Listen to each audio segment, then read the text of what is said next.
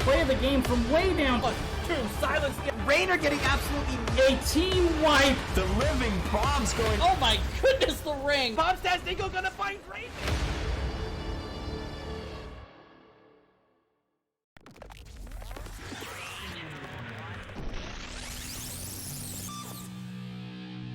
Oh, the life finder keeps Maev up. It was going to be a close thing. And healing, what? Get out of, no! No! Triple stun again. Big flanks coming out from the Blaze. It's a death metal, though. Death metal into the double, triple kill.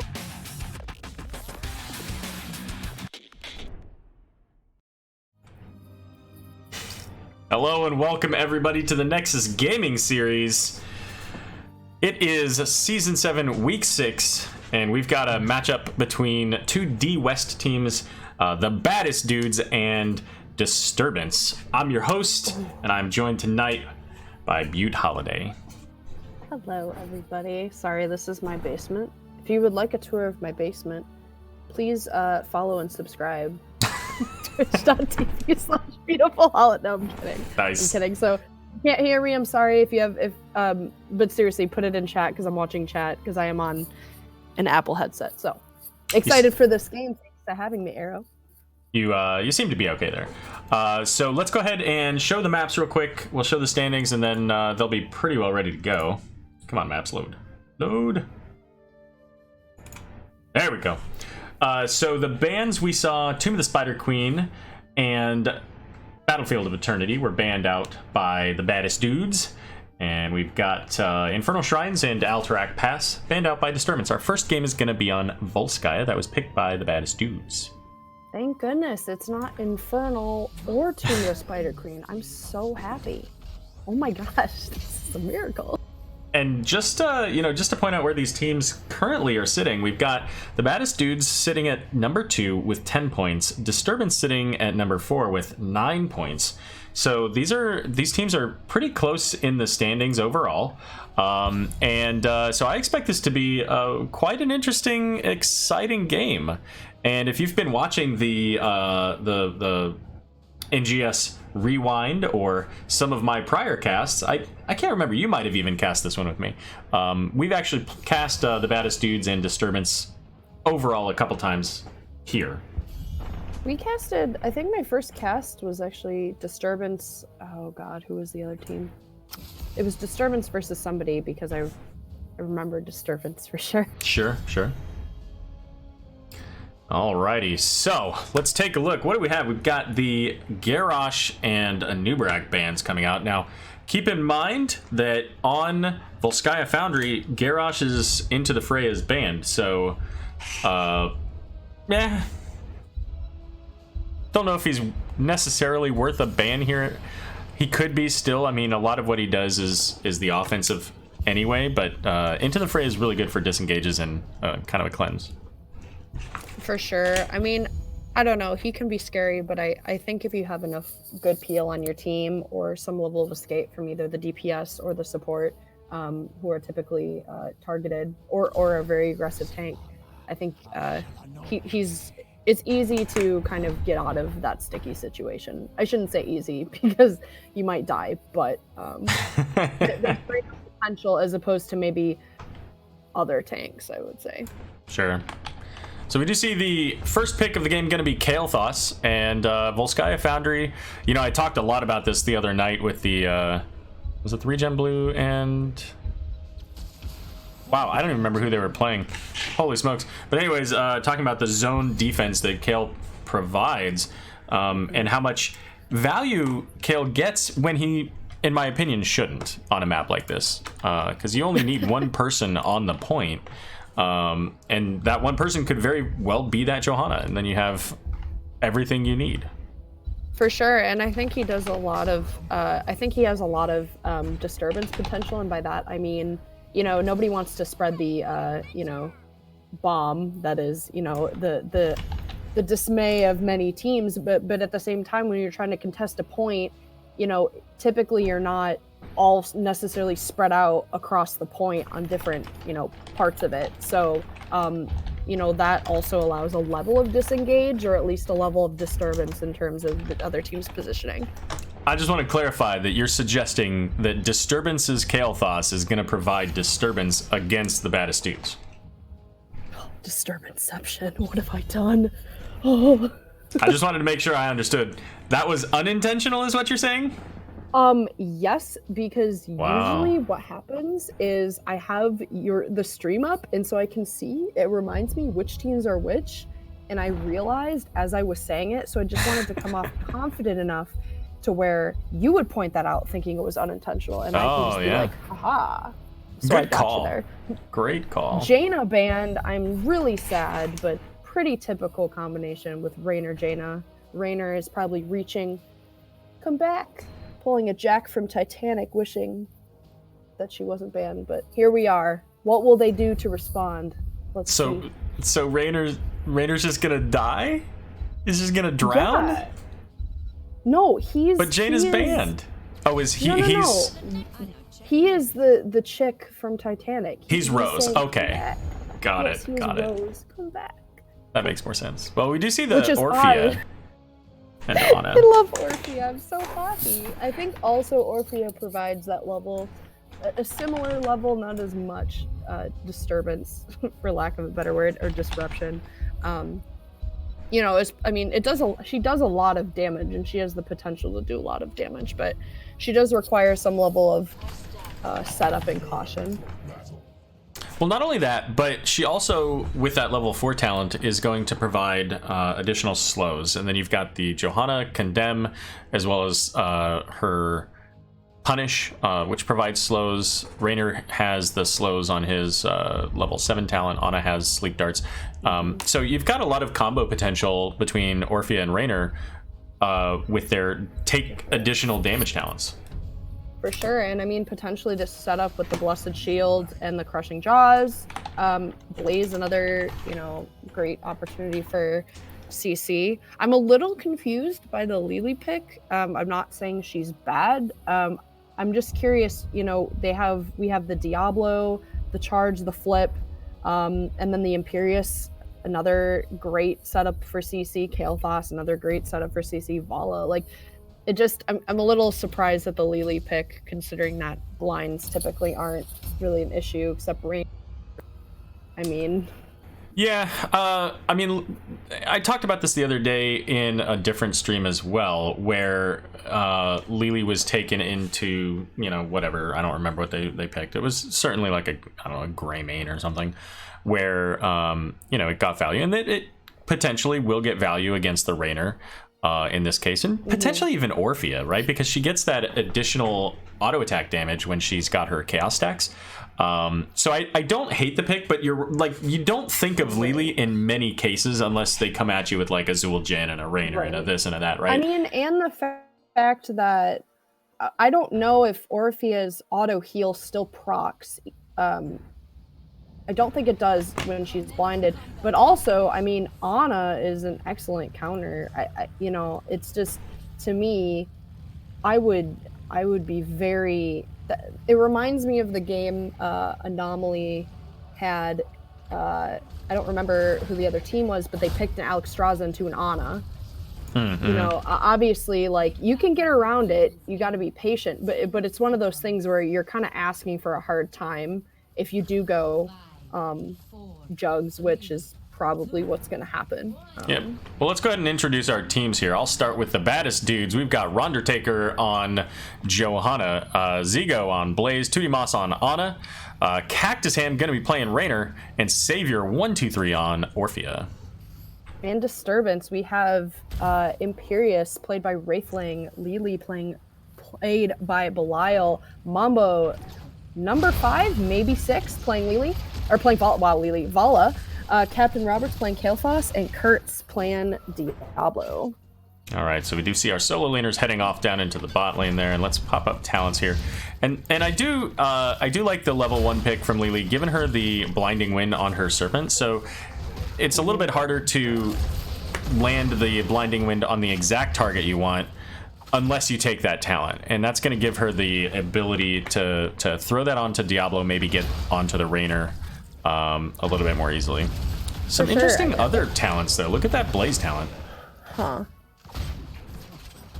I mean, maybe they're looking for a lot of CC. I'm you know, especially with the I'm not quite sure. I think, especially with the amount of CC that Disturbance has, I'm a little surprised to not see the unstoppable. Yeah, I was surprised by that as well. But also, we've got the Monster Hunter for Vala, so looking to rip those camps really quickly. But Vala, in the middle of a whole pack of blue health bars, is going to be able to vault away. And Blaze is going to stun Imperius. But now Rondertaker in a bit of a tight spot with both Diablo and Imperius around. Could get Body another block. stun here soon. I'm surprised the Ana heals were, oh my gosh, rip. That was almost really clutch there.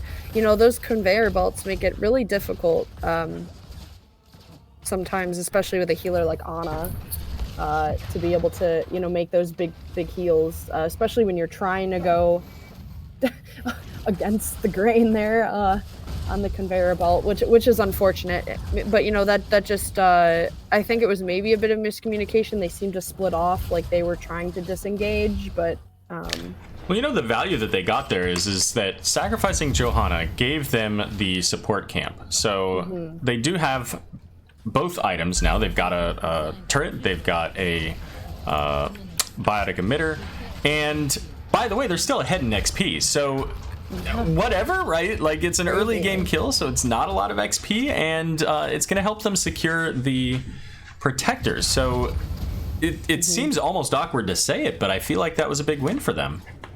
yeah, well, I think the key is that when something happens like that, they were quick to respond and quick to make use of their time. You know, they weren't dawdling around in one lane, just kind of doing whatever. You know, they went and did something while that was kind of happening, which is, you know, I think what really good teams do, and that was just a smart move. You know, they maybe realized that it was lost, and he tried to delay as much as he could, but like you said, they got something out of it. But there's a big fight breaking out already. Bioemitter's down.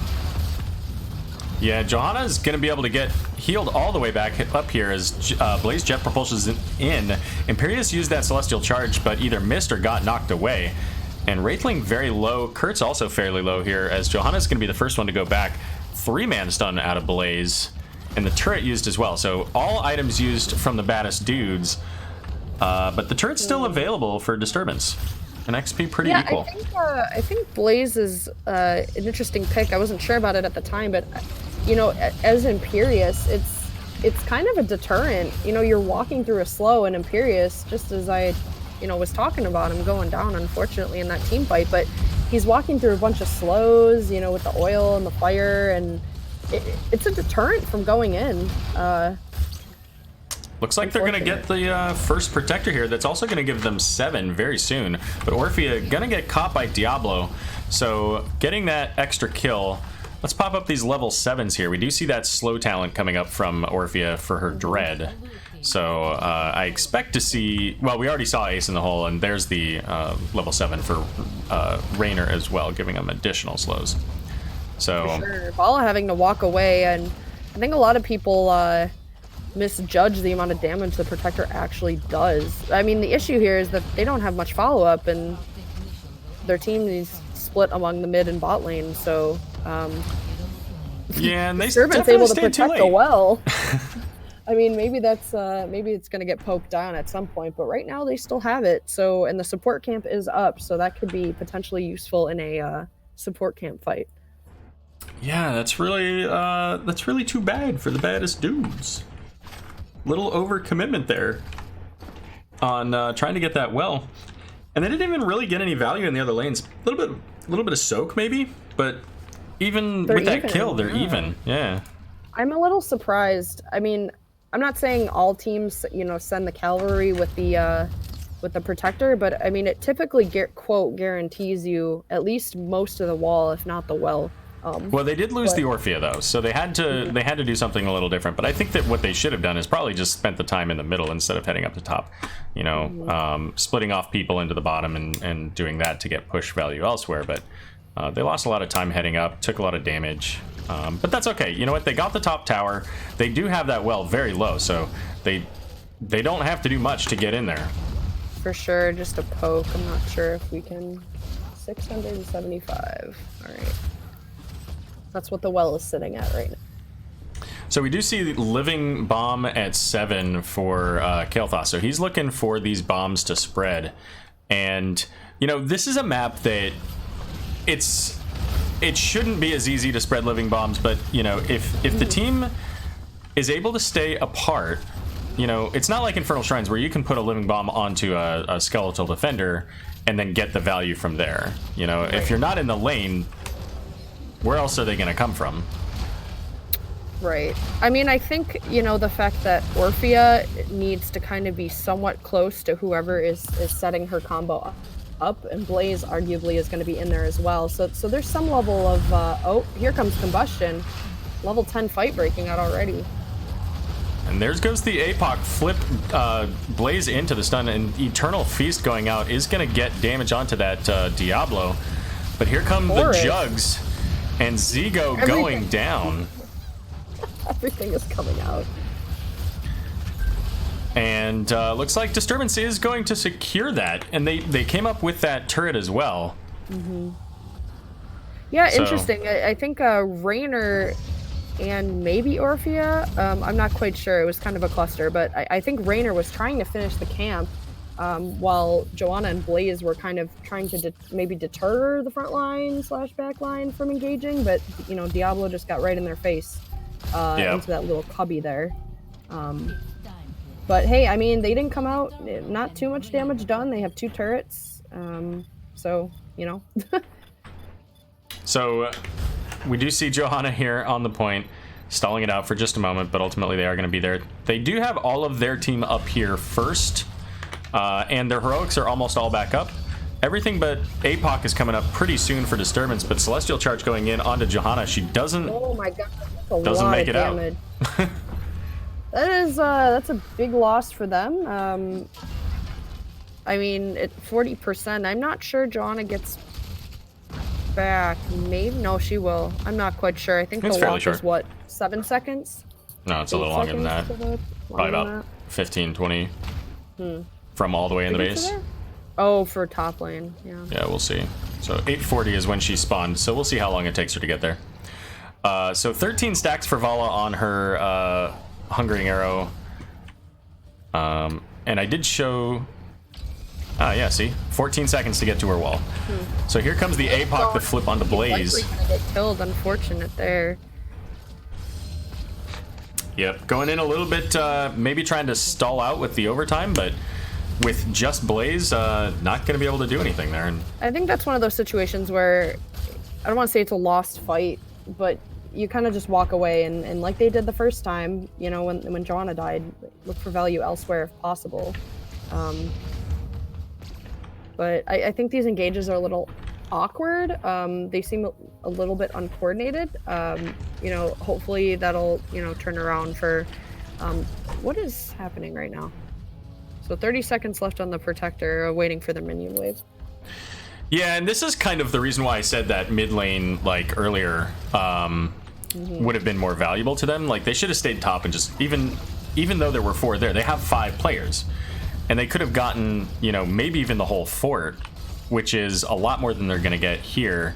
But they do see Blaze in the top and Johanna's in the mid lane, so never mind. They might actually just be able to rip this whole fort, and that actually does set them up pretty well for the C control point.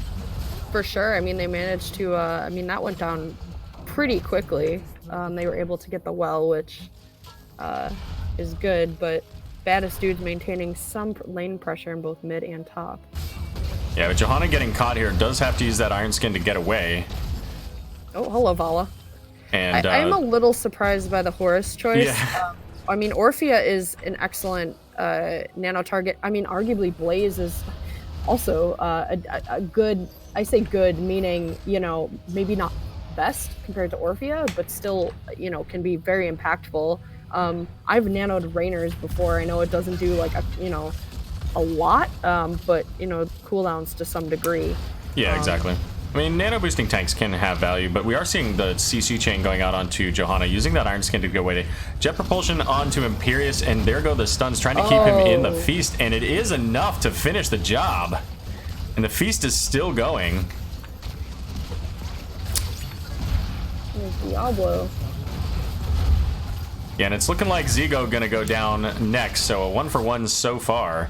Turret being used, and 2D trying to catch up here. Has a conveyor belt, though. Wow. Losing a turret. Yeah, and there goes Raynor, so... Wow. Just Johanna, and that was, you know, chasing after the Johanna, ultimately. I think maybe Johanna could have sacrificed herself and made the other two get away, potentially, but just a bad set of circumstances, really. I think fighting around the environmental factors like the conveyor belts. I know a lot of people are like, oh, you know, just walk around them or go with them. But I mean, especially, you know, in a team fight when there's a lot of things to focus on, you know, that extra 0.25 seconds of you know, going against the grain maybe might actually cost you. Yep.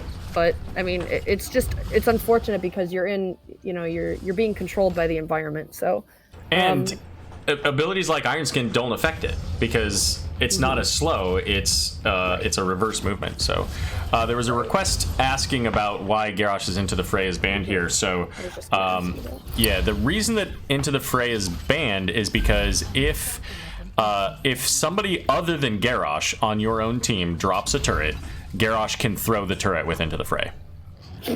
He cannot throw it if he drops it, and he cannot throw enemy turrets, but he can throw your team's turrets. Can't he throw a Diva Bomb? Can't he throw Yes. a team's Diva Bomb? Yeah, absolutely. But Diva Bomb is a hero. Because it's not hero based. Right. And he can throw minions. He can throw siege giants and bruisers and all that stuff. But he is not supposed to be able to throw turrets. So Control Point C is available on the map. We do have 16s also for Disturbance here. And what is that?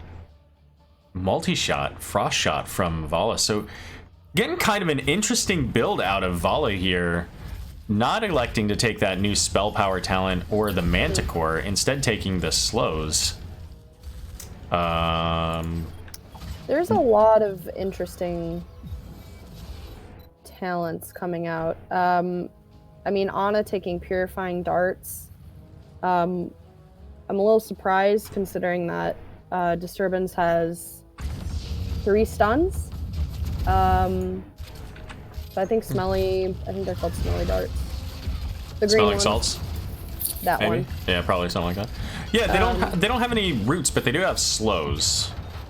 But I mean, really, they just have the Lily slows, right? I don't think any of the others have slows unless Diablo takes it at 16, which he didn't.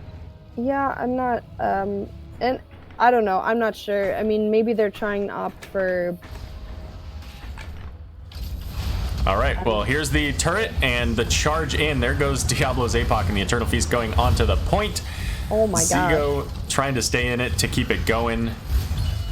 And is going to back away here a little bit, trying to stay alive. Savior also getting just obliterated in the back line here as Wraithling going to town with that Angelic Armaments. Johanna pulling him in, but there's just not enough. And a 5-for-0 full team wipe. Yeah, I think the Baddest Dudes are having some positional issues. I think that they're not positionally prepared for these team fights, and I think it's a little bit difficult maybe with who they have to maybe get in that position quicker. I'm not sure. I mean, they have some level of mobility. I mean, Raynor, I mean, Ana doesn't really have much. I mean, Orphe has some if she hits a Q, which, to be honest, Disturbance is pretty clumped up a lot of the time. But yeah. I mean, they're not really capitalizing. Like, Johanna can pull, you know, 3 or 4 people, but they're not really capitalizing on it. Right. And I think just looking at the talent, it looks like maybe she took it for the additional 20% healing that you get when you cleanse a slow, but still with this Protector at half health, not quite at level 20 though, so this is still a relatively even fight between the teams. I'm a little surprised they're not just opting to hit the core here. No, now they're backing off. I mean, the Protector's at whatever 6 of health here. And they do get the kill onto my Diablo, but the gosh. follow-up kill onto Orphea. That was, I'm a little surprised there that they continue to pursue that. I think it was, I don't want to say obvious, but I think it was apparent that they were trying to, you know, back away. So I'm a little surprised at that pursuit, but Well, I think if I had to guess, they were probably looking at it saying, "Hey, you know what? We're down pretty far in XP. Let's try to get a kill here. They're almost level 20. You know, we got to make something happen before level 20." Obviously, that didn't work out for them. for sure. And, Not too much. They did get souls. True. But I think at this point, you know, with basically everything available on the map, I think with the amount of, I don't want to say soaking, but I think Diablo can get souls pretty quickly and probably before the next objective. I don't know what he's at right now. He's at 23.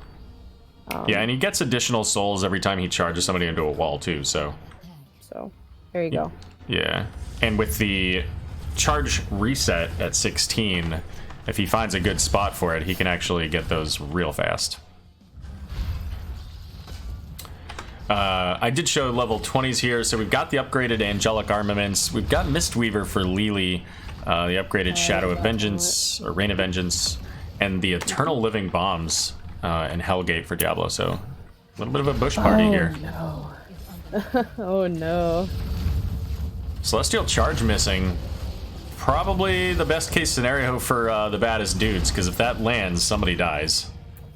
Yes, they do, especially with the amount of CC that Disturbance has. I think I would argue that they don't really have.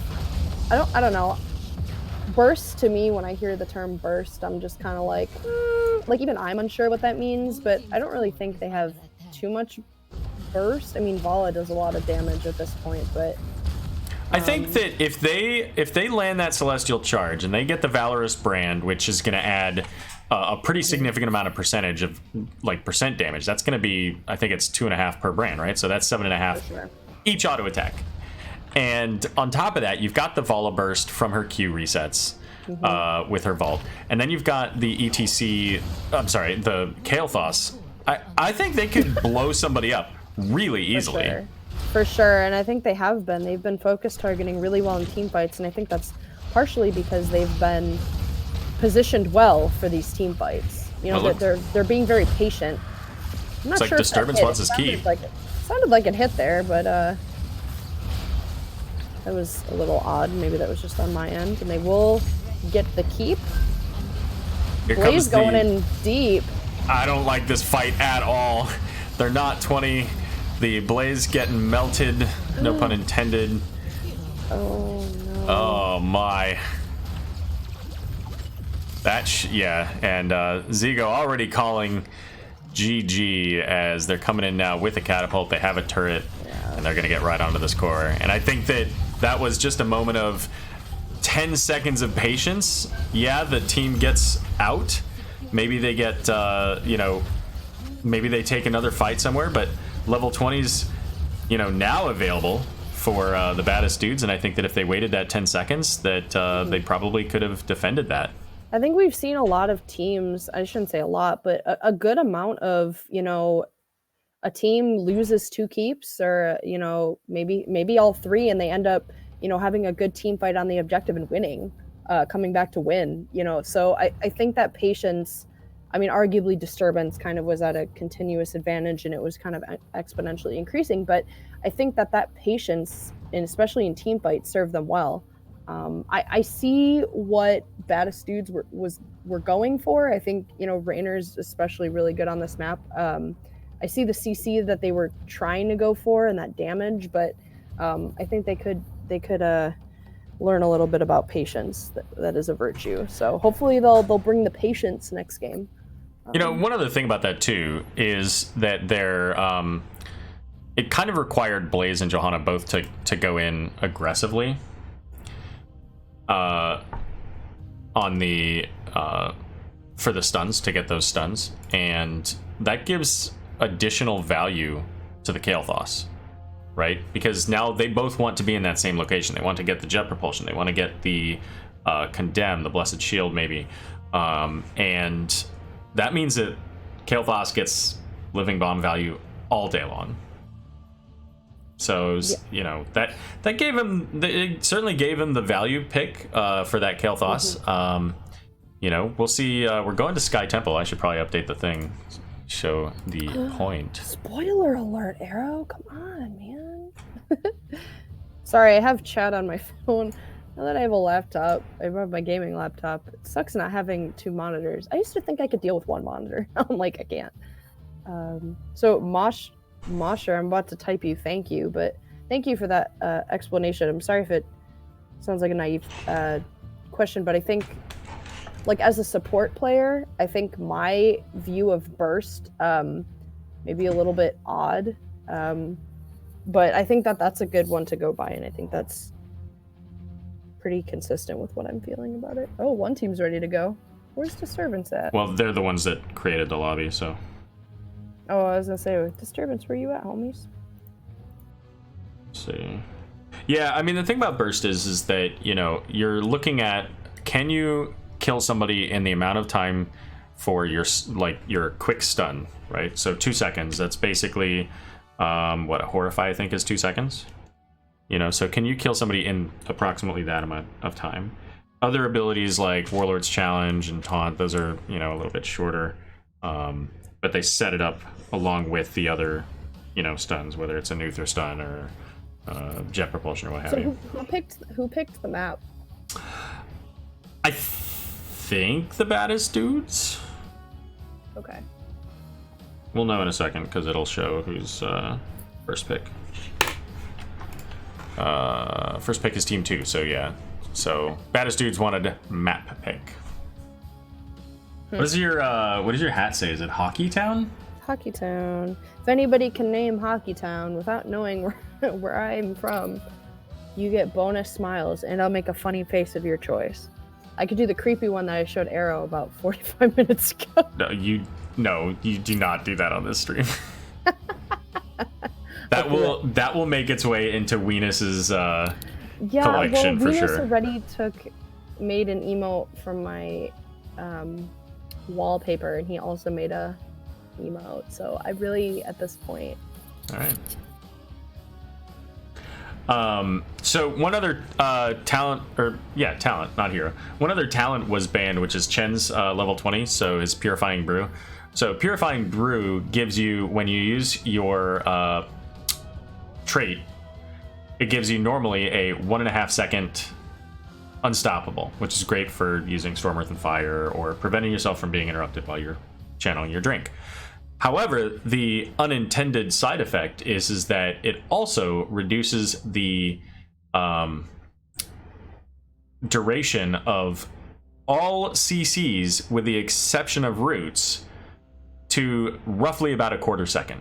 So Muradin's Stormbolt we tested Horrify, we tested Taunt, Silences, and they all got reduced to that.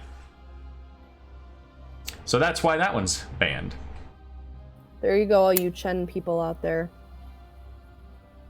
There can only be one panda, and I think the superior panda is Lily. Sorry to say, but there you go. That's your Chen explanation. Chen-splanation. Oh, and also, Mosher, congratulations! You have earned yourself a bonus smile, and also a funny face of your choice.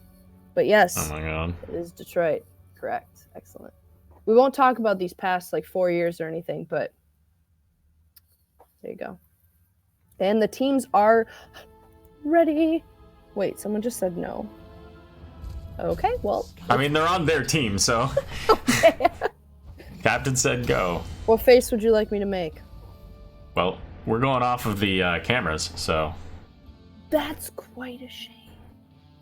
So I did just show the standings there. So with this 1 point, that now puts Disturbance tied with the Baddest Dudes. So in an interesting world, we could see a 3-game series And if it went over to Disturbance, these two teams would be tied at the end of the end of the match. Well, and I shouldn't say most sports, but in my experience, head-to-head is the first, usually the first tiebreaker to decide. And it is here as well. Higher, so there you go. Garrosh banned again. And Nubarak banned as well. And those were the first bans last game as well, so sticking with tradition. Although, yeah, no, they were on the same side.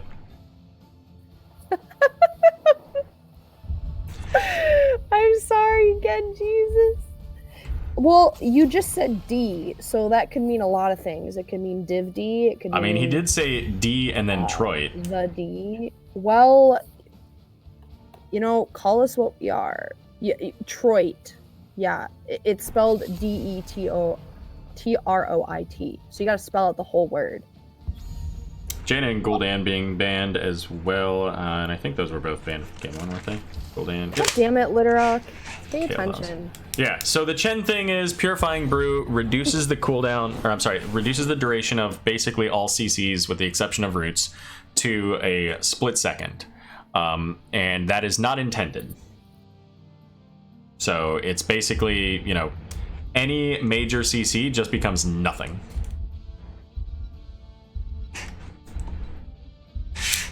Oh, by the way, Kael'thas being the first pickup, and we're going to see Johanna, and this time Sylvanas. So this is kind of interesting. So, I was kind of having an interesting thought experiment not that long ago, where on Sky Temple, whether it would be, I don't want to say it, but anyway, whether it would be better to pick a team that can just rip the Sylvanas, ignore temples, and just push down towers while they're sitting on a point.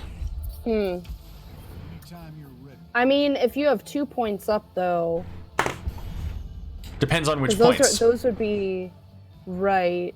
Because if you're in let's say that it's the first setup, right, top and mid. Let's say you've got a gray main and whatever the hell else. With your Sylvanas, and they go to those points, you get, you go to the bot lane and push that. Now, are they going to respond? Yeah, probably. But at that point, you've got a 5v3. Do you take some damage in your top and mid? Yeah, of course. But now you can open up bot lane, and the bot lane's your win condition in Sky Temple most of the time. If you're not just ripping all the forts along the way. Huh. Interesting. So, I'll be interested to see if they do something like that, because Sylvanas otherwise doesn't quite have as much value here. But I mean, throwing down two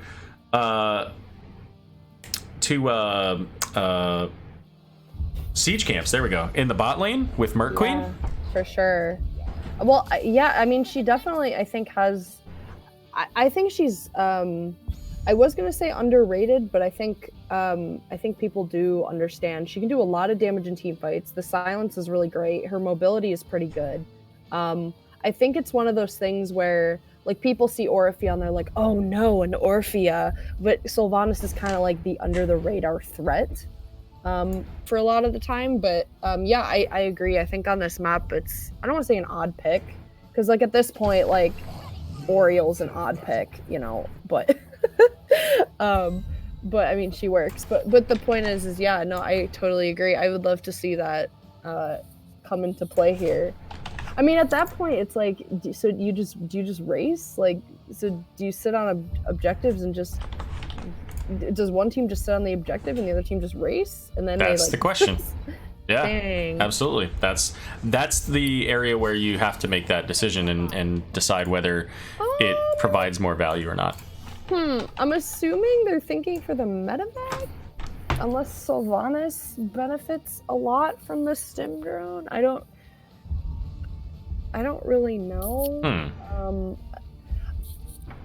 I don't know. I think with a Morales, you really need to have a team that I don't say is built around her, but I don't think they have the DPS to build around. Her, but they do have the peel. I do really like the peel coming out of the Baddest Dudes. I mean, however, Disturbance, great.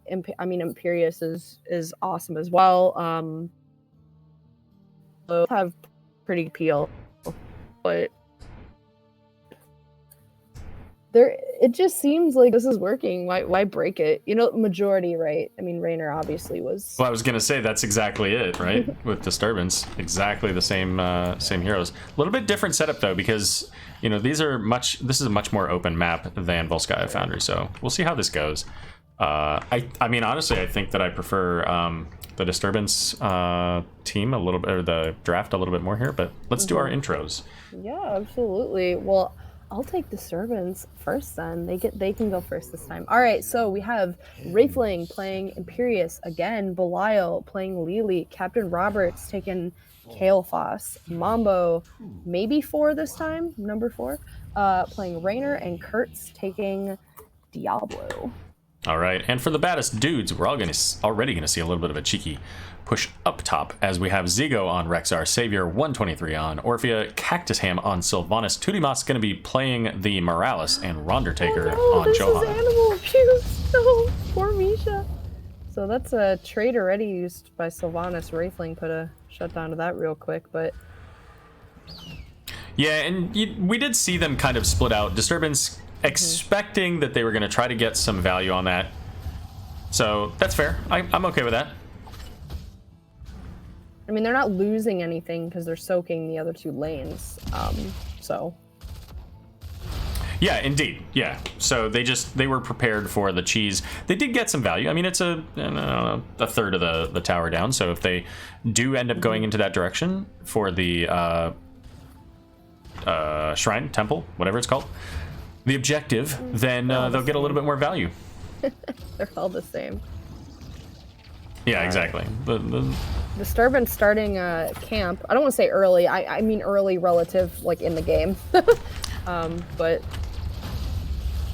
And we do see Diablo charging in onto Johanna now. Johanna not normally the target you're looking for, but it looks like we're gonna get the kill onto Imperius.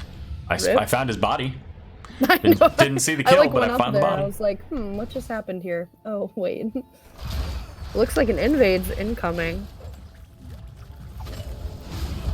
Yeah, they're not going to do that. So what I was going to say about the Johanna is like you would expect Johanna not really to be the target you'd see the dive on all the time, but you know that first game they were able to take Rondertaker out of the fight multiple times with no issues. Yeah, I mean, to me, I know a lot of people, and I've mentioned this before, but I know a lot of people are like, don't hit the tank. If they're right there, and especially, I mean, Morales is kind of one of those where she'll heal it up, you know, really quickly. But if you have a healer that can't do that and is wasting a lot of resources having to do that, I mean, go for it. You know, maybe you'll waste their tap. I don't understand why teams are so scared to hit the tank. But, you know, in this case, it really, I don't want to say doesn't matter, but, you know, they have a Morales, so... Yeah, and I mean, Morales can provide that extra armor too, aside from the healing, so... For sure. So here we go. We've got the altars, temples, objective, whatever, coming up. Cactus Ham heading back on Sylvanas there, needing to refill the health bar. Uh-oh, Wraithling doing the do-si-do there with Johanna. And Rexar, okay. I was going to say, Rexar playing the unfortunate living bomb on the bear dance there, but so we do see Sylvanas is coming up with the team. So Lily and Raynor in the bot lane left to deal with the siege camp as everybody's coming up into the top temple. I think it is good. I think they realized, Baddest Dudez realized that there were 2 bot. I think maybe dealing with the camp. So Sylvanas took some of the mid shots away, which I think is a good use of their time. Misha going in on the Wraithling, on the Imperius, who is a little low on mana here. Can't help. Yeah, and we are seeing that living bomb spread that came right off of Misha onto both Morales and Orphea. So, you know, later in the game when he gets that level 7 talent, I mean, that could have been a dead Orphea with the level 7 talent. So they're going to have to be really careful about spreading living bombs off of Misha. For sure, for sure. And yeah, I mean, it is props to anybody that plays those types of heroes, you know, where you have to kind of like, you have multiple resources and you got to deal with them, you know, Abathur, Lost Viking. I could never do that. So it is difficult to manage, you know, your main character and others, but yeah, for sure. But that's, you know, that's also a risk you take if you're gonna take Rexar into Kael'thas.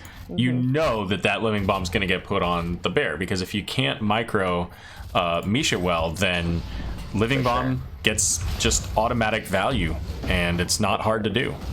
yeah, DW for sure. and you win. I mean, especially in this map where, like you mentioned, it is very open. Arguably, a lot of the corridors where team fights do break out, you know, around the camps and around boss, you know, potentially in and out of the areas of engage, like the avenues of engage, right by the right by the objectives. You know, those are especially prone. You know, maybe when you can't sidestep it really. Not a lot of places to go. But I think it'll be a lot of value, especially mid to late game. You know, when the boss is kind of a big point of contention here. You know, do you just keep spreading it constantly, or do you know, step off and reset? But yeah, and I'm interested to see too. It's been a long time, but there's an interaction with medevac. If you go into medevac with a living bomb, you come out of medevac with a living bomb. Why do I feel like that is the exact opposite of what medevac should be? It is so meme worthy, and I even hate to say that I want to see it, but I want to see it happen. Like, I feel bad for the Baddest Dudes even suggesting that I want to see something that crazy. No, you're just the drama. I'm sorry, Tootie. We're still buddies. I think, well, here, actually, just real quick, Morale's at 7, taking the plating, which is stuns or root, giving an additional 25 armor. I think that's an excellent choice. Oh, Tootie is so dead here. Oh, goodbye, Morales. You did great. You had a good life. Helped a lot of people. You did good. Okay. This is me playing my tiny violin. There you go. It's always sad to see a healer with, you know, surrounded only by enemies and no teammates. But Baddest Dudes definitely trying to take some advantage of this situation, which I think they definitely are in the top lane there. Yep, and that's ultimately, you know, what I was describing earlier was using that Sylvanas to just take points away from the enemy team while they're on the altars, temples. I think it does present a little bit of a, you know, of a risky play there. I mean, look at this rotation. Orphea should be dead here. Yeah. Orphea is dead here. I mean, those are the things where, you know, do you sit there and try to get the value, you know, guarantee the value, I should say. I mean, even Sylvanas, who has, you know, her E, yeah, it's a level of ability, but like if you're the other team, you know it's not up, you know, you can take that engage. So it is the medevac. We do have the Wailing Arrow, the Blessed Shield, Eternal Feast, and Bestial Wrath for the Baddest Dudes. By the way, I can't actually say their name without making it the Baddest Dudes. Just letting you know. Yeah, I gotta make sure I make a pog face for Genji's. Oh, Tootie. Who did arguably win the competition. You know, looks like Tootie I makes said it last out. game, I'm a little concerned about the positioning of the Baddest Dudes. I think it's gotten them into a little bit of trouble. And it looks like it might be about to again, as Cactus Ham trying to get away, uses his Haunting Wave, but the stun from Diablo is gonna keep him from getting away. And that's one more kill. I think there's a difference between, you know, aggression and greed, and I'm not calling him greedy or anything, but greed meaning, you know, you want to take something, you know, at a maybe high risk to yourself or your team. I don't know. I think they've just stayed too long. At the last two times they were on a point, the enemy team was not that far away. you know, the distance between mid and bot is less than between top and mid.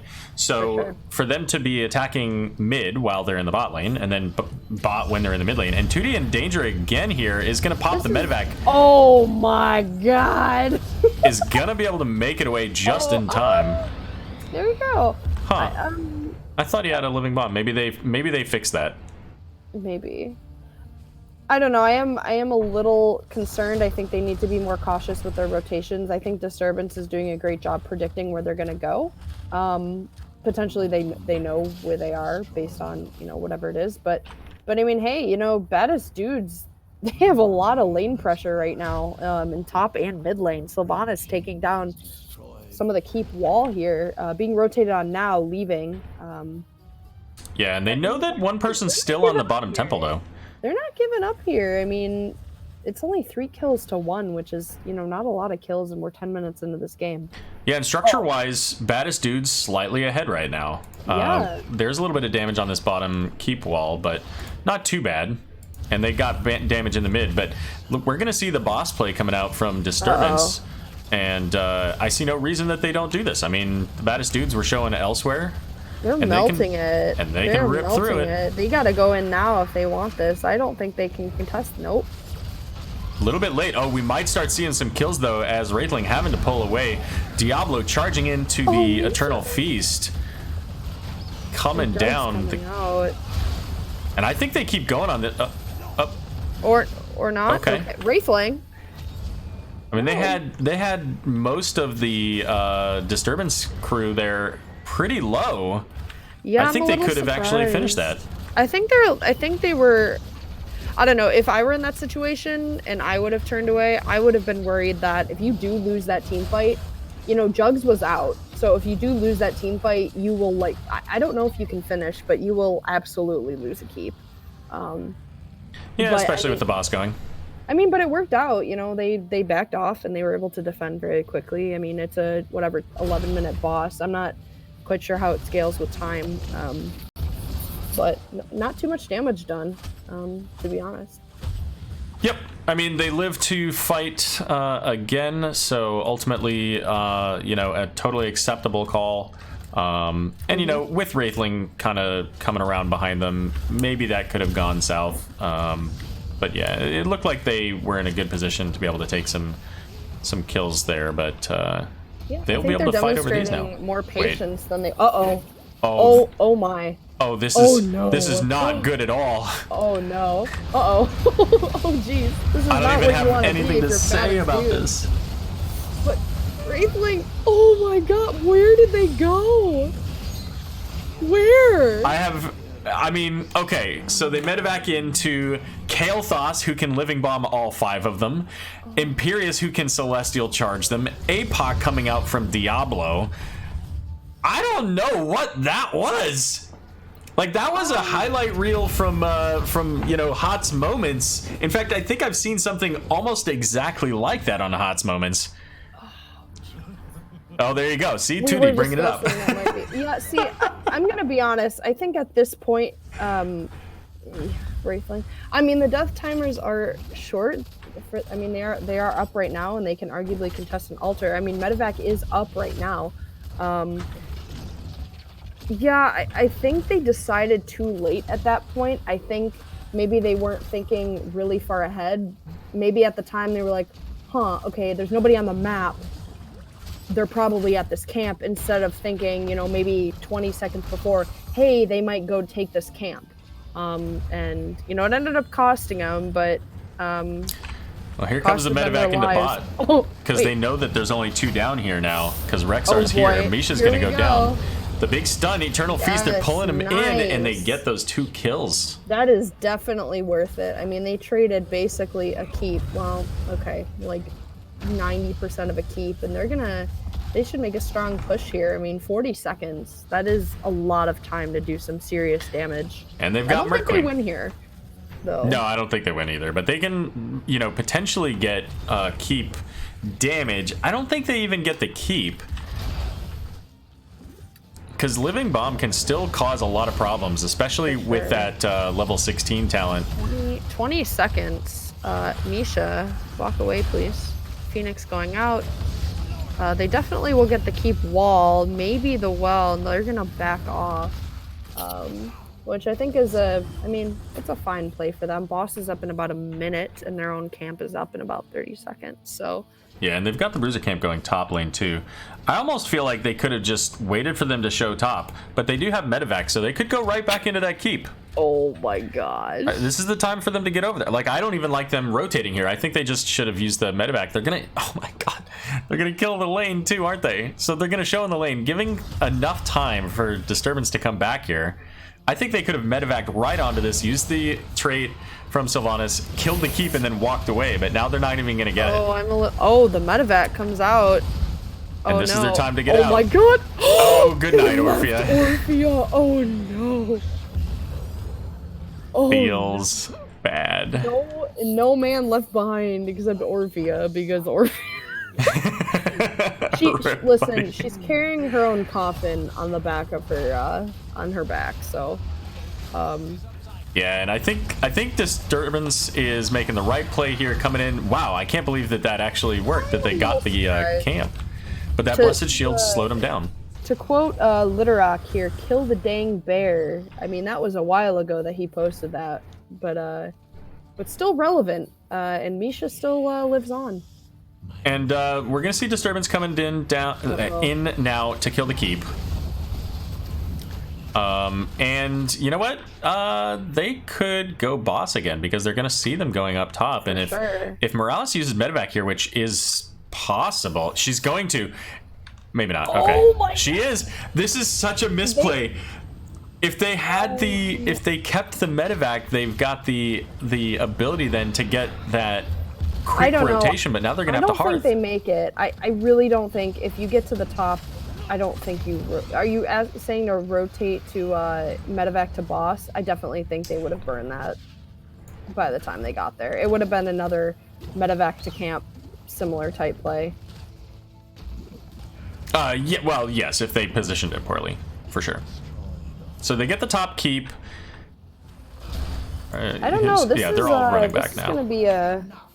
I am a little surprised that Raynor did not take Hyperion, but I don't play Raynor, so you Raynor players can tell me otherwise. But yeah, see, look at how much damage Rexar's already taken just from one Celestial charge. Good. Trying to run away with the living bomb as Eternal Feast continuing to go, but Wraithling zoning them out, pushing them back to the core. Rondertaker trying to stall things out here. Oh my god, goodbye, Sylvanas. Actually lives. Like, nah, you live, boy. But this boss is just pummeling the core, and it looks like that's going to be game, yeah. Unfortunate. I don't know, I think the Baddest Dudes had some really good patience and levels of aggression in the beginning. Yeah, they were able to get some structure damage down and have, I would argue an early lead, or at least being in a good place going into the mid game to late game. But I don't know. I think too much risk is a bad thing, especially when you're not thinking so far ahead. If you're thinking in the moment, it's probably too late. One thing that Rec tells me when I play Alexstrasza is if you're already thinking about using Dragon, it's too late. So I don't know. I see what they were going for, and I was really cheering them on. I really wanted it to work, but I think Disturbance kind of was able to recognize where they were, maybe being too aggressive or making mistakes, and quickly shut it down and turned it around. So. Well, looks like we're gonna get an interview here. So wait, am I on camera? Not yet. I can do it real quick here for you. Okay. All right. Oh, hold on. I gotta fix the. No, you're good, Genjesus. This pog is for you. There you go. All right, there you go. There you go. There's your pog jump. All right, we'll be back in just a second. I'm gonna do the Patreon while I get us over to 1 second's over. Raytheon. We're not back.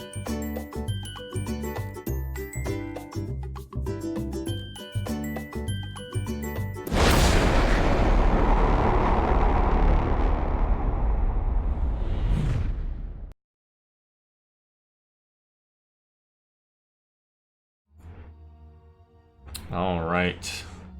Hey guys, how's it going? All right, how are you doing? We're doing pretty good. Feeling pretty good after those wins. Yeah, no doubt. Congratulations, 2-0 victory, and pretty decided, especially that second game. Well, yeah. You know, the second game I think was marked by a few misfires on their team with the medevacs, maybe. We did call out a couple of maybe some adjustments that they could have made, but let me by the way let everybody know who we're talking to. We do have Wraithling here from Disturbance. And if you don't know, Wraithling is kind enough to take care of our website and has done a fantastic job. So Awesome website. Want to make sure I shout you out. Everyone love him up. Thank you. So I'm gonna ask you, and you're not allowed to use the most obvious one, okay? But I'm gonna ask you, what was your favorite moment of the series? Probably my favorite moment was when I was in lane against Blood. No, it was obviously when they medevaced right into. You can't use that one. That's the obvious one. Well, that's like my second favorite. Okay, well then my most favorite was when we took the boss and won Sky's Temple. Definitely. Okay, fair enough. That's fair. And you know what? That was pretty solid. You know, your guys' first map there with the Volskaya Foundry, if I remember correctly, you guys had first pick for both of these, right? They took map pick? That's right, yep. So you guys kept basically the exact same draft, right? With the exception of the Vala going into the Rainer. So I want to bring up, because it was mentioned a couple of times, about the Lili. So what value did Lili bring to your team comp? Well, I think that's just one of the comfort pick healers for the support player. But you know, in general, I feel like Lili's strong in our brackets. Lots of mobility and pretty good sustain. And that's a completely fair and reasonable answer. Yeah, we were just curious. You know, there were a couple other ones that I think could have been picked. I mean, Anduin. I mean, arguably Ana. But yeah, I think you guys. I mean, that's a great question. I think I'm definitely a fair answer, and I think a good bit of healing. I think the jugs a couple times were definitely a deterrent for them staying in the fight, especially that last, the I think second to last boss fight maybe, where you guys were maybe at half health, the majority of you, and they ended up backing off. Oh yeah, that was. I remember that because I was about to die, so I started to leave, and then the jugs came out, and so we were able to pretty much re-engage off of that. Yep. We need to clarify for all of you younger viewers out there, we're referring to the 1,000 jugs ability of Lili. Just one jug of 1,000. For all you weirdos out there. Yeah, you know what? Funny enough, you know, Brightwing's one of the main healers he takes quite frequently, and they were banning that out. So Lili was just the next best thing, I suppose. Fair enough. So so you guys played into a comp with a lot of stun potential, especially on the first game with the Johanna Blaze, and then of course the Eternal Feasts. So what was it about your comp that you put together that you like? Was it literally just comfort fix for you guys, or you know, were you responding to their draft? Do you guys do scouting? Like, tell us a little bit about how that worked out in your preparation for this team. Well, this game was a lot of last minute scouting, and I was kind of looking at it as we banned. But by and large, I think we just try to go with something we're comfortable with, and these guys were they definitely did their homework. They were banning out a lot of our heroes we normally take, Garage and Gul'dan. But they left up, you know, some of the stronger, just in general meta picks like Kel'Thas that we took, and you know, we were able to get some good success. I think part of the problem, though, you know, really was with their front line was quite frequently together. It helped us get a lot of bomb spreads, and I actually did take Imperius in response to that because they had such a beefy line. I thought the percentage-based damage and this extra stun would do us well. I'm curious as to what the secret is behind your guys' patience. I know, especially for a lot of like DPS players and maybe some tank players, they see somebody and they're like, I gotta get him. I gotta get him. But I think overall, you guys had a very strong, like, ability to just be patient in team fights and engages. So can you talk to that a little bit? I mean, you can talk about like shot calling or anything. I'm just curious. Well, generally, when stuff like that is going on, we're all just communicating who saw who where and where they could be, what could be coming next. And I think a lot of it comes is this is the second season we've all played together in the exact same team. So we've kind of, I think, gotten into a bit better groove as opposed to last season. And we've just kind of got to the point where we don't get too impatient. I mean, obviously, we still make some mistakes and could improve, but I think it's just some of our timing and initiation has gotten better for sure. Yeah, I think you guys played really well. You allowed, them to kind of initiate, and then you responded. And with that, I mean, you had your Celestial Charge, and Diablo's got Shadow Charge and APOC and all that stuff. You guys really let them kind of put themselves in danger, especially with the living bombs coming in, and the Rexar, like you said, the front line kind of spreading that. So you guys did a really good job with that. Kind of holding the reins a little bit, through both of those games. And I gotta say, at the end of game one, because we're on the subject of patience, at the end of game one, where Blaze, you guys get that top keep, and Blaze is like, "No, I got this." And then dies 10 seconds before level 20. I think that identifying those factors and then being able to say, hey, you know what, we can win now, right, is a big point in your favor there. So yeah, well, we wanted to capitalize on that 20. That was a big thing we were talking about, is trying to figure out where we wanted to push. And obviously we'd taken their keep just before that on bottom, so we'd saw them rotating, and we just decided to grab that camp and push with it to try to get something while we still had 20 before they caught up. And I don't know if it was just an accidental or he thought he could get us done and re-engage there, but we were able to capitalize on it. It was close. He was, if I remember correctly, he almost got this done. But then, you guys were like, hey, free kill. When you focused him down, that's the key. I think you guys did a really good job focusing those people down. I mean, even if it was the tank, which you guys killed Joanna, several times, but I think that's great that you guys were able to really bear down and focus target, which I think a lot of people think is really easy to do, but when there's a lot going on, and especially with the amount of CC you guys drafted for, which was a lot. You guys did a really good job. Thanks. It's not to downplay them. They did a great job. And, there was always in the games, you can usually look back and see the couple of things that went wrong that, we were able to capitalize on or turn to our favor that they didn't. So. And sometimes. Could have gone either way. Sometimes you get those moments immediately and you call them out in chat. Yeah. Sometimes the game lets you know when they're coming.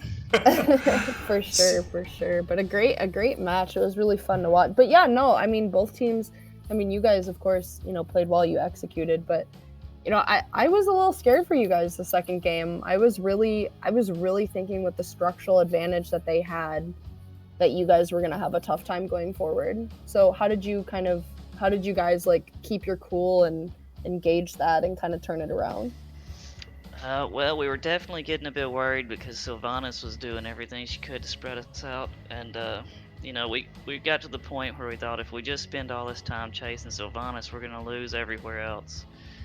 So we decided to kind of focus on the places where we could all be together and make an impact, and just let I guess basically we're at the point is if Sylvanas gets a good push, then so be it. We're gonna have to win where we can win, and so yeah, we just focused on those things and just kind of waited till we saw somebody out, either Sylvanas or somebody else out of position, and tried to push where we were and make opportunities there.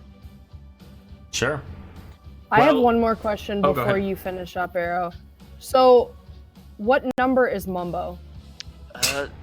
It's hard to say. I'm guessing 9. I think he's 9. 9? Yeah, definitely not 5. Not to be Okay, confused with I five. was just curious. I was guessing either like 6 or 4, but I just wanted to clarify. So all you people out there, it's official. Mambo number 9. I mean, he did say he guesses, but you know. Well, unofficial. Well, with that victory, that's going to put you actually ahead of the Baddest Dudes here. Let me pop up the standings again. So actually, that will put you tied for first with Full Meta Jacket. Have you played them yet? We have not. So that is that's going to be an exciting matchup. I'll look forward to seeing that one here in the near future. It's going to be a big one. Cool. Well, hey, listen, before we let you go, we want to give you some time to shout out your peoples. So the floor is yours.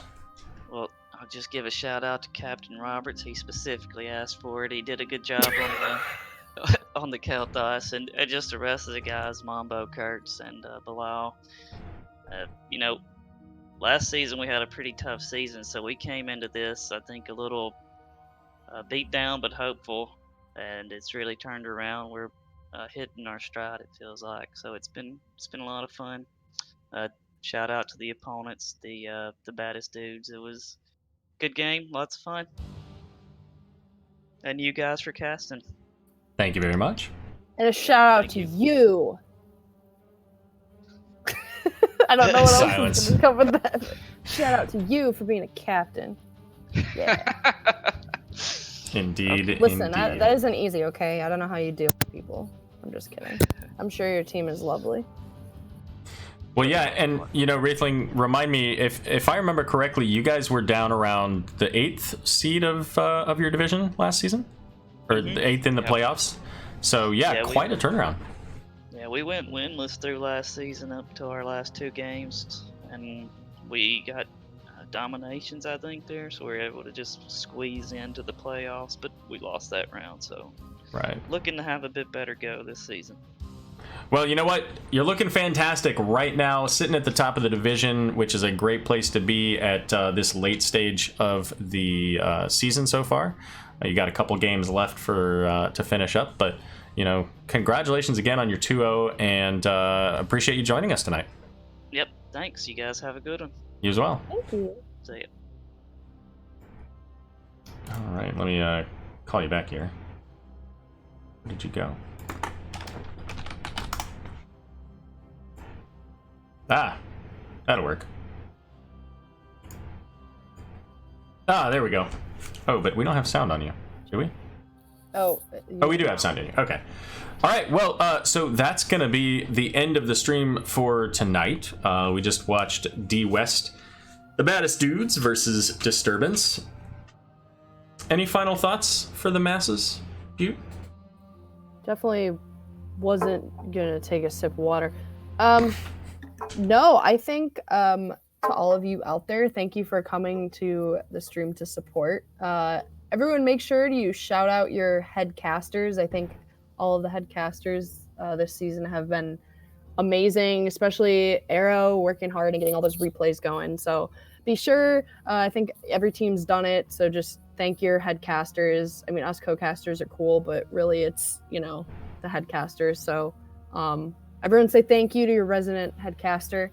And also go check out the website and read all of the writers' posts because they're super awesome. We have a really good squad this season. What else was I going to say? I think that's it. All right, then. I was like trying to think. Any other faces I should make? I don't think. Well, just one clarification. The head caster is Jason. The rest of us are either casters or veteran I meant casters. casters within, like, you are the head caster right now. Right. The side. I'm the side, okay? You're like the head pilot. You're the pilot. I'm the co-pilot, okay? That's fair. See Or what I mean? I'm the caster and you're the co-caster. See what I did That kind of there? works too. There you go. All right. Well, let's Wait. wrap up for the night. Time out. Hold on, you guys. You can't leave. I gotta show you a funny picture. Oh, your Discord just paused. Are you still there? Oh, I see. What are you doing? Okay. Well, we're seeing a baseball picture, so there you go. All right, chat. Well, that's going to wrap us up for tonight. Thanks, everybody, for That's my joining us face. here. And That's my intense face, There you boys go. and girls. so we'll be back on Sunday. I don't think I have any other casts currently this week. So we'll be back Sunday at twitch.tv/Nexus Gaming Series for the Sunday Rewind, the NGS Rewind. And maybe we'll throw out some additional replay casts here between now and then. So keep an eye on the channel. Make sure you follow if you haven't. And again, thanks again for stopping by. Have a great night. Holla.